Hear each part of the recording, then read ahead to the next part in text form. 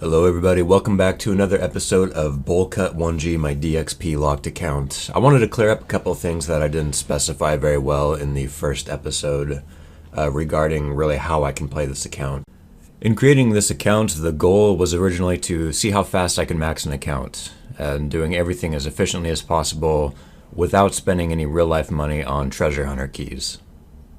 So for the list of things I can do outside of the 10-day window in which DXP falls, I can log in, I can do my daily keys, daily challenges, I can do quests, D&Ds with one exception, I'll get to that later, and then skills that are not affected by double XP, so that's going to be rune crafting, prayer, however I won't be able to train at the Heffen crystals because that is a DXP method. And then archaeology also falls into this category. I know you get double XP from excavating, but let's be real. Excavating really does not give you an advantage for double XP. All the XP is going to come from restoring all the artifacts. Also on the allow list is Reaper assignments, so I'll probably do those early on just for the early Slayer levels, but I don't think I'll do too much beyond that. I'm also able to do the player-owned farms because it doesn't get affected by double XP. However, I won't be able to do tree runs like fruit trees, magic trees, etc. as that is a method that is used during double XP. I'll also be able to disassemble items. That means, that could be for components, could be weapons, tools, gizmos, stuff like that, as that is not a double XP method. Now for the naughty list. I can't do any skilling of any kind apart from what was already mentioned, and also divine use I will be able to do since I would consider that to be a daily. I can't siphon any equipment. If I do any invention training, it's going to have to be completely disassembling it for the XP. Also, that's kind of a no-brainer, but no keys used by USD. I can do dailies, I can quest for keys, I can use my oddments for keys, but I'm not allowed to spend any real-life money to obtain an advantage through Treasure Hunter. Won't be able to do Silverhawks, as those are doubled through DXP. Any event that comes out, I'm not going to be able to participate in that for AFK XP. No refer a friend, and lastly, no warbands, because I feel like that's an easy buyable, which would give me an unfair advantage. I got my first ceremonial swords, gave me flashbacks to when I got 200 mil on my main. But that is done, and whoa, I got 3 levels from that. That was huge. I was not planning on that. There is level 50 smithing. We can now upgrade from adamantite burial sets to rune as soon as I finish this one. And there's the last adamantite burial set complete. Time to move on to rune. There is level 51 smithing. There's a first full inventory. Well, 5 rune burial sets. Got me to level 58 smithing. Pretty nice. We'll finish off these last 5 and then upgrade to Har-Arken. There is level 59 smithing coming in. There's level 60 completed. It can move on to Har-Arken. We just still have 4 burial sets left, so we'll finish those first. There's 61, 62.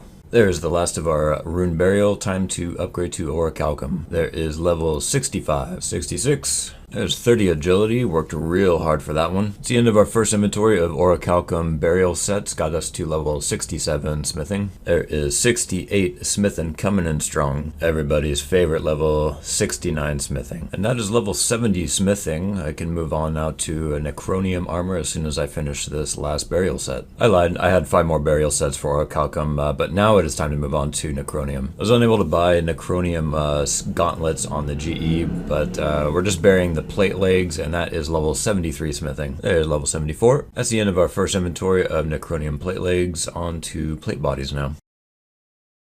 I accidentally deleted my recorder, but that is 78 smithing. There's 79 smithing, 1 more level to go. Another ceremonial sword done. I will take the free XP, thank you very much. There is 80 smithing, one of the 3 skills needed for invention. There's 81 smithing. And that is our last necronium plate body buried. Ended up at 81 smithing. And I know I said I wanted to rush to unlock invention, but we're going to have a little side tour here. In order to use Torstal incense sticks, we need level 75 firemaking. So we're going to run and go knock that out real quick in order to take advantage of that 2% XP boost. Knocking out a few more statues, and that is level 7 construction coming in. And that should be level 19 prayer as well. Very long walk to the 3rd statue, but that is the Yanel or Yanile lodestone unlocked. And our third and final statue for now, that is 10 construction coming in, as well as a prayer level, and time to move on. And I had 10 royal battleships in my bank just sitting there, so we're using those. That should get us to 18 construction, which means we can now skip straight to oak planks. Quick little account check, and we have now played for 6 hours and 30 minutes in total on this account. Logged out and logged in, got our 2 daily keys, and we were lucky enough to score a huge lamp, so we're going to throw that into wood cutting, and that is 3 more levels. Oh, all the sweet dopamine drops. I'm basically getting a level for every log that we burn at this point, but we knew those early levels are going to go. So we're just doing regular logs to 15, and then we'll switch to oak at 30 willow, 45 maple, and at 60 we'll probably just camp magic logs. Couldn't even get through a full inventory without hitting level 15 firemaking, which is pretty insane. Just coming from the standpoint of someone who started on classic, and you know, just how easy skilling has become, especially on double XP. It's all the sweet dopamine drops are just plentiful. But after this inventory, we'll move on to oak logs. And of course, that didn't take long either. Already level 29, just burning through some oak logs here. 1 more level and we can swap onto willows. And there's level 30, time to swap out our preset to 28 willow logs. It's like our 4th preset change in the last 5 minutes. There is 37 firemaking coming in from our first full inventory of willow logs. Should be moving on to maples here in maybe 2 inventories from now. There is level 40, which means we're halfway to level 80, right? And that is 45 firemaking. We can now move on to maple logs. Almost missed it, but that is level 50 firemaking in the books. That is 55 firemaking. 5 more levels until we can start burning magics. Level 58, 59. That is level 60 firemaking. We can now swap out to burning maples and start burning yew logs. For some reason I was thinking magic was at 60, but obviously it's yew logs, so let's begin that grind. That is level 63, and I think I'm going to go to sleep now and start fresh in the morning. What is going on, everybody? It is Saturday morning, day 2 of double XP. I missed early level because I didn't have my recorder set up, but got level 69 firemaking, everyone's favorite level. 6 more levels to go until we can start burning magic logs and also start using Torstal incense sticks. So let's get after it. There's level 70 firemaking, and with pulse cores we can actually boost to magic logs, so that'll speed up things quite a bit.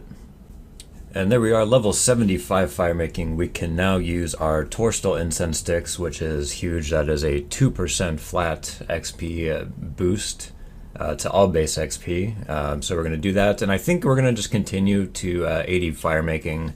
It's just a nice even number, and yeah, I don't know, it's kind of AFK, and I'm just chilling for the morning right now. There is 76 firemaking.